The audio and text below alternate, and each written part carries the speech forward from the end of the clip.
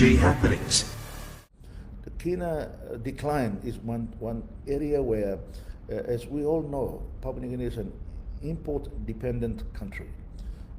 Much of the goods and services we imported into the country, and that means that we are in need of foreign currency to pay for those services. And once we have a Kina that is declining, our purchasing power declines. When purchasing power declines, that means that inflation starts to kick in, and prices of goods and services continues to increase.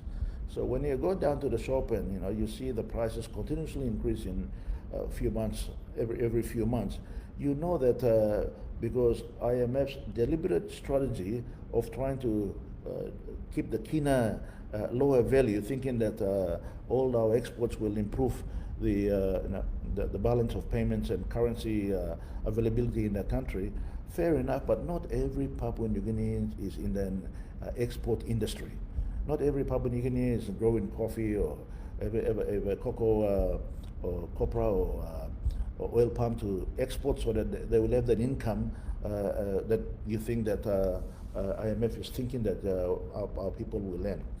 So I think a translation of that declining of Kina is that it is now increasing cost of living, and Papua New Guineans are continuously struggling to meet that rising cost, because the real wages that we take home at every pay, it has not increased for average Papua New Guinean over the past 6 or 7 years.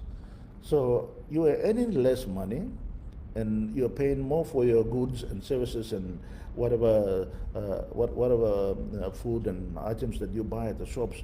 You're paying more for it for the same amount of Kina. So this imbalance is creating a lot of stress for our Papua New Guinean families, as we are experiencing a huge increase in family population. That pressure just becomes bigger and bigger year in, year out. So I think government's lack of ability in ensuring that they manage these issues is very evident. And you miss our opinions here, they are incapable of addressing these major issues.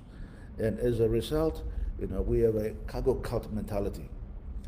Today, unlike in 2018 and 19, today we are earning more for our gold exports and LNG and oil exports because the prices are really, really good. They are among the highest at any time in the history, in global history. So when you are achieving this kind of prices, Papua New Guinea should be faring very well. But it's because of our incompetence and inability to manage these issues, we are missing out on these opportunities. And if the prices, if the prices, I hope they don't collapse, but if they do collapse, what will happen is that we will have a situation where we were not able to save enough money to meet the downturn, and our challenges will even get worse. Our lack of services and lack of issues like power, water, electricity, all these things will just continuously get worse and worse. So Papua New Guineans' standard of quality of living and standard of living has not improved over the last few years, and I think Marape government needs to be told that enough's enough. Now they're saying we need stability to try and fix all these problems, but my goodness, you've had 7 years in government and you're still trying to fix the problems. They have not made any one impact in any decisions that they are making to try and addressing even one single issue, whether it be education or health or law and order. It's across the board in all sectors. Government is struggling to trying to address this. So as I said in my press conference on Thursday after the rejection of the motion, when I put the motion in there, and as I said, some of us are at the end of our career as leaders and in politics, and of course I am putting myself forward to be nominated because I am able to say, okay, now the country is back on track. We've got a good quality of leaders and young ministers who are who are experienced enough, who can be able to take this country forward. Some of us have said to the other leaders and members of parliament that we will step aside in 2027 so that the younger generation can take over.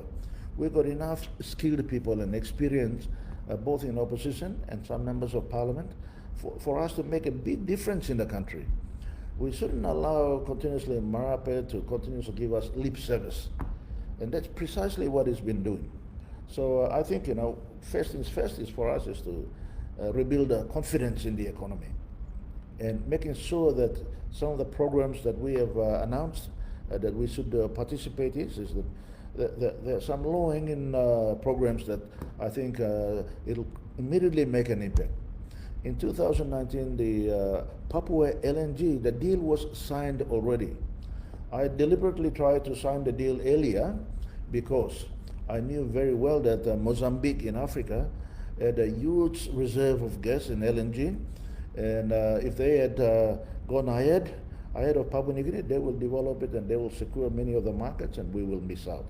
So as a result of that, I made sure that we negotiated that deal with Total of France, so that Papua New Guineans can jump ahead on this LNG, and there was an opportunity there in a global LNG market.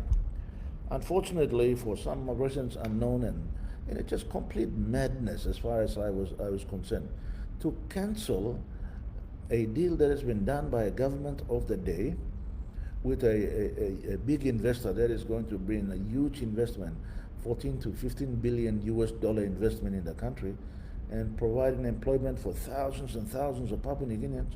Then you have a government trying to renegotiate that. As a result of that renegotiation, inability to close the deal now has cost Papua New Guineans a lot more in revenue, has cost the Papua New Guineans loss of ability to secure jobs, and securing this investment and the cost of doing this LNG production and this project to be built, the cost has escalated, and as a result, the developer is continuously reviving costings before they can go out into the feed states, which is the stage in which they're prepared to go into the construction of the LNG plants. So I think Papua New Guinea missed out on a real opportunity in developing that, and there is no firm scheduled date from the developer saying that, listen, we will start the construction, start this project on this day. As a result, we are missing out on huge possibility of revenues and employment opportunity for our country. The second issue is about Wafi Golpu.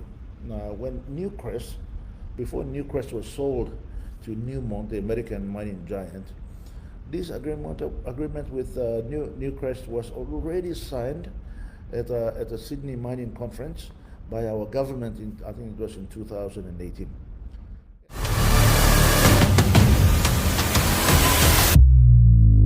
PNG happenings.